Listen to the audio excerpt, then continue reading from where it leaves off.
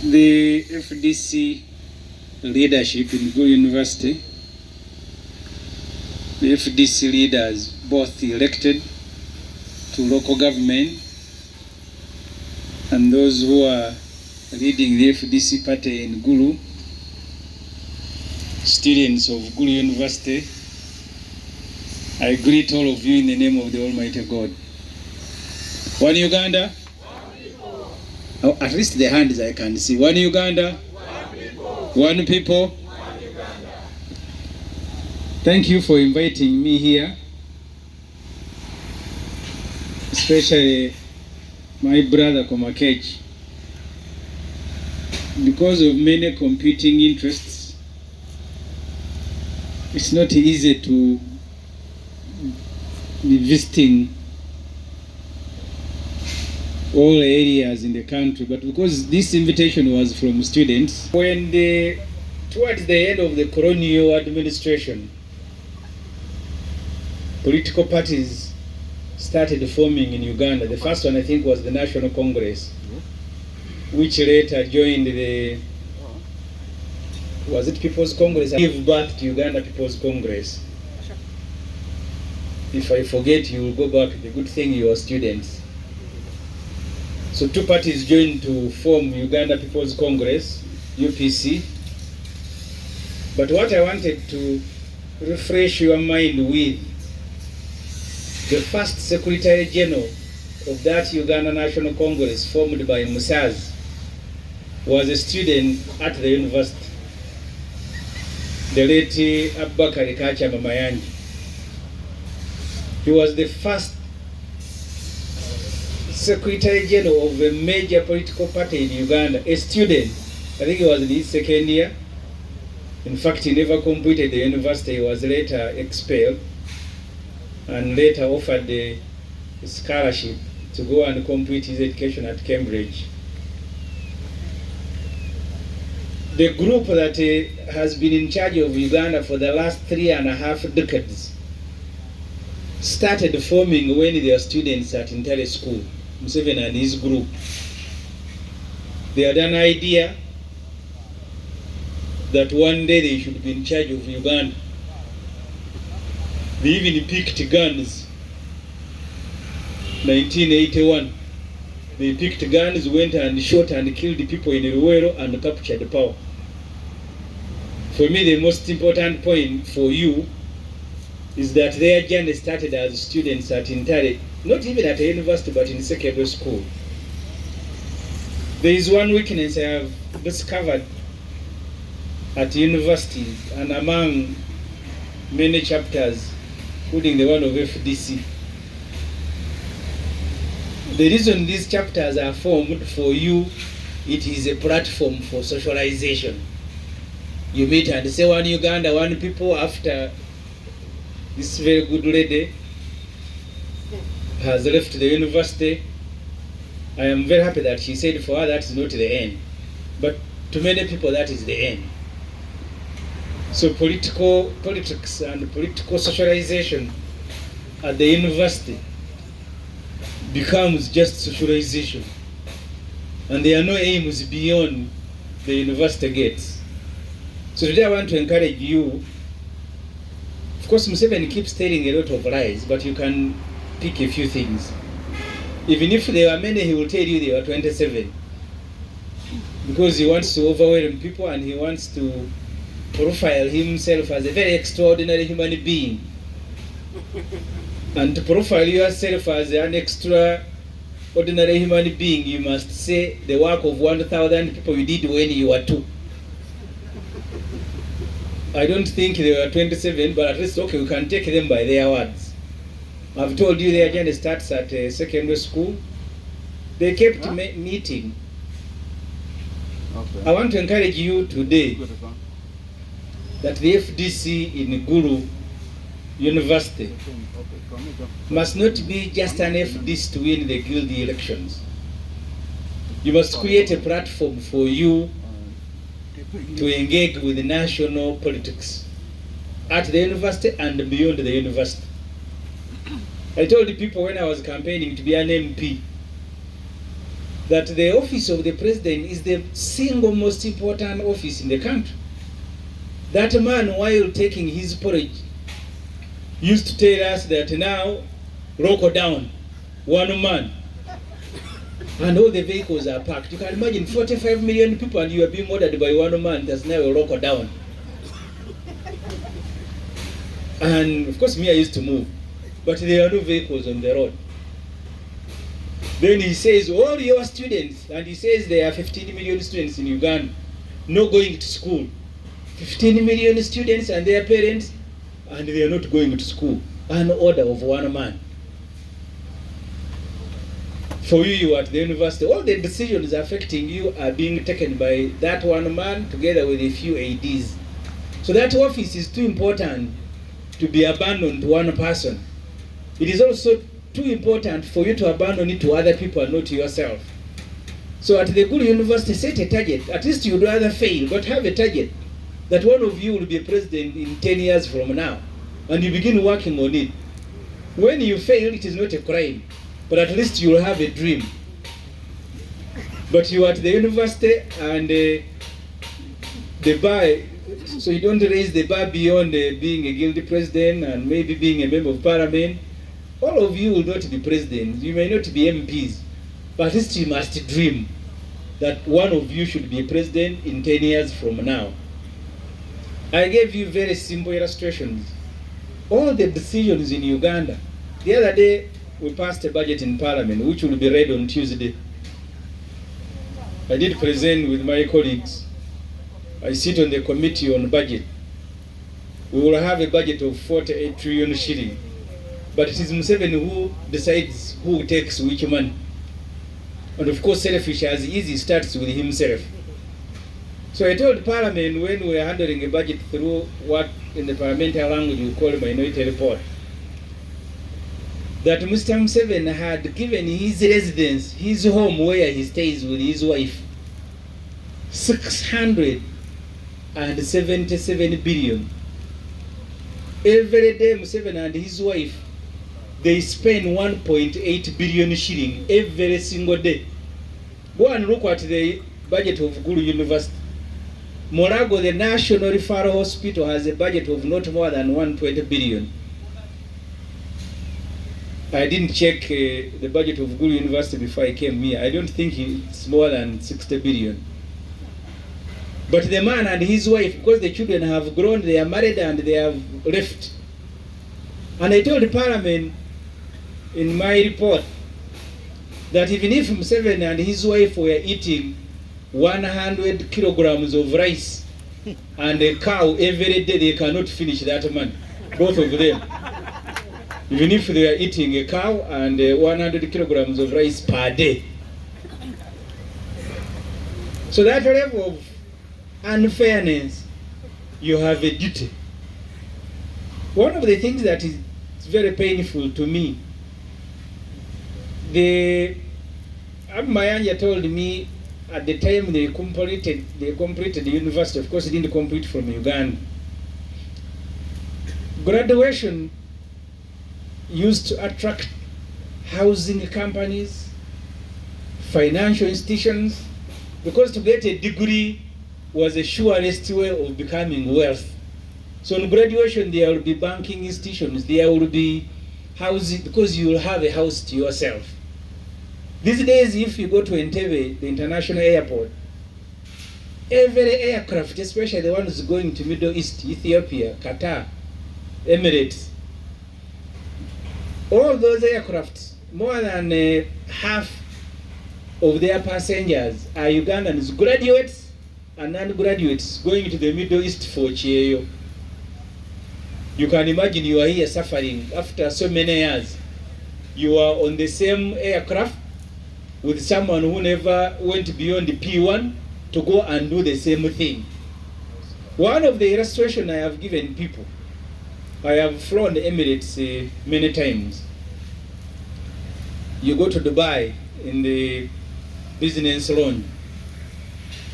I met a guy from my constituency from Boyogerere, because the Emirates value their business so much and their customers. They have grass doors, so behind them are human beings, a man and a woman. Their duty is to welcome people who are going to the toilet. One of those welcoming toilet guests was a child from Boyogere.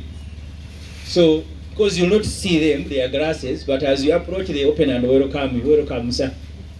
Then you enter the toilet. You all know what you do there. As you leave, they thank you. Thanking you for what? These are the jobs that many of our friends are doing, graduates. That you fly, your parents will look for it, an air ticket, you go to Dubai, and your duty is to open toilets for people who are in the business lounge. Yet 1972, Idi Amin, who didn't go to school, offered food relief to Dubai when they had a food shortage. And that country has no resources. In fact, if you speak to the citizens, they will tell you, we have leaders, we don't need the resources. Country built on 3 T's: trade, tourism, and transport. There are now more than 100,000 Ugandans, including graduates who are in Dubai. Drivers, housemaids, cleaning streets. So it's only one point that I want to make today. You can forget everything that I have said. Please be interested in the way your country is run, or else you will be part of those statistics looking for the next freight out of Uganda. Be interested. Those of you with the capacity, try to be leaders. Those of us who are in parliament, we suffer with people who represent your home areas, whose job is to admire those who are speaking, yet they are on a platform that must be used for speaking. So you meet them in the corridor and they are thanking you, oh, you are a man. I said, okay, if you are a woman, why did you come to parliament?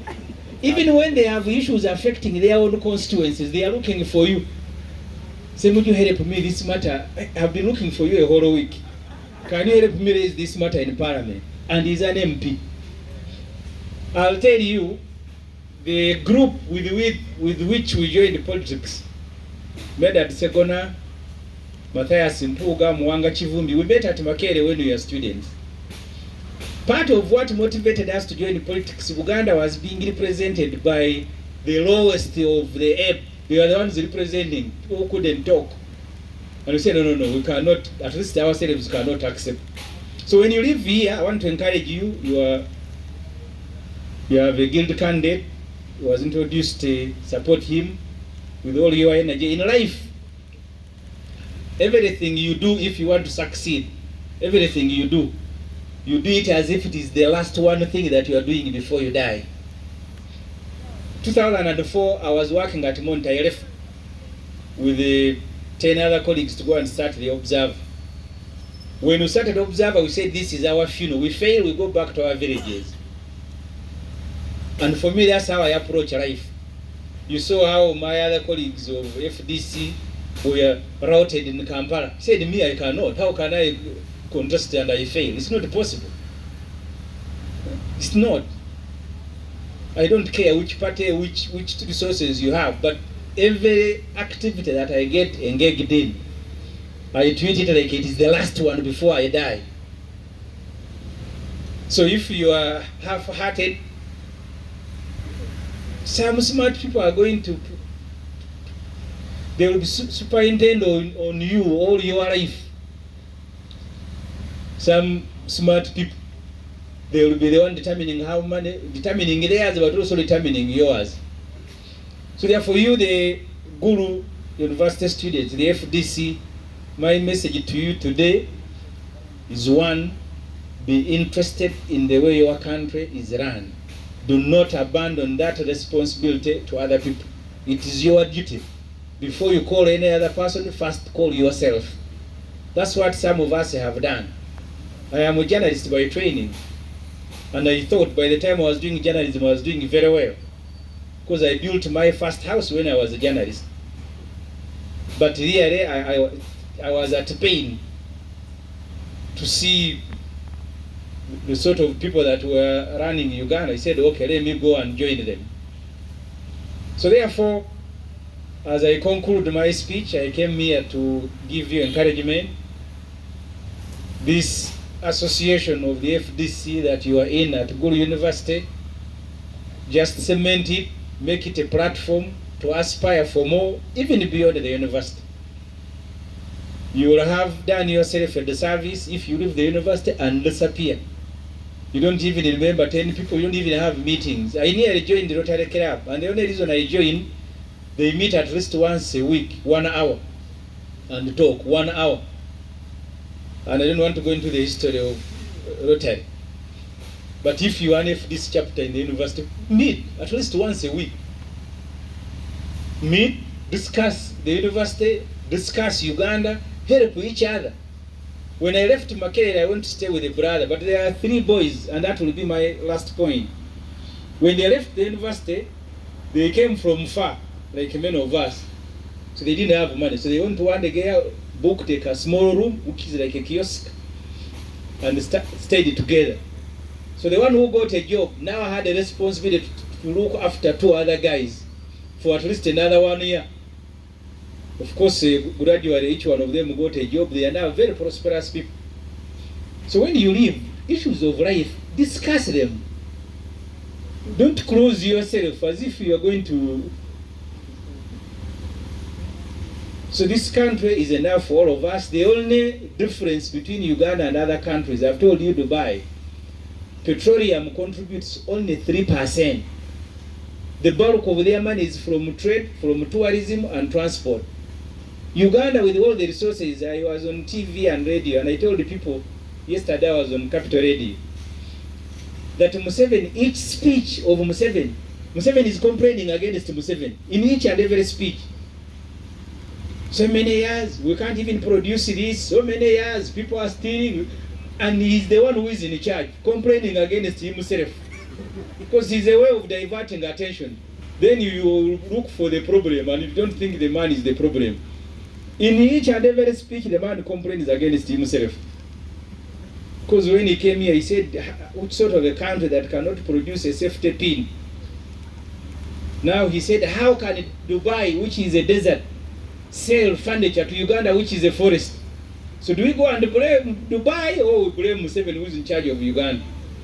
Finally, the guilty candidate, I'll make a small personal contribution to your campaigns as a team of 1 million shilling. And I wish you success. Please, whatever the results, I want you to win and work hard to win. But keep together, keep dreaming together, keep planning life together. There was a time when I was a parliamentary journalist, when Museveni was the president, one of his university OB, Chiwanuka II, was the vice president. We had a cracked parliament who had also been in Tanzania. So I counted the people who had been with Museveni, because it's natural. Human beings are selfish. That's why capitalism was able to defeat socialism. When you look around, your mind will be remembering those that you are with in a group. It is natural. So keep a group, aspire, dream big. One day, when either some of us are dead or are old, I want to be told that the students you met in Gulu are the ones now that are in charge of Uganda. And you see, the aspirations keep changing. When I came to Kampala 1995 as a student, my aspiration was to build a house, a smaller one, and maybe buy a car. Now my children told me that we want a swimming pool, Daddy. It is no longer possible for me to serve their interest. I am almost getting outdated. Now you can imagine if at 48 I am getting outdated, what about a 75-year-old man in charge of your country? Thank you very much for listening to me. I am sorry I will leave, but the Honorable Betty Awol, I spoke to her in the morning. She told me she was attending a Mothers Union function in Omoro. She will be joining you shortly. I'm told by the FDC Youth League Chairman Walid that she's on the way. Please, everything else I have said, forget. Just remember one thing, that you need to be interested in the way your country is run. Offer yourself, or else people will decide everything. If they choose to lock you down, they will announce, now no walking, then you stay home. No driving, you park your car in the garage as if they bought it for you. Thank you very much. Thank you very much, Honorable Semujju.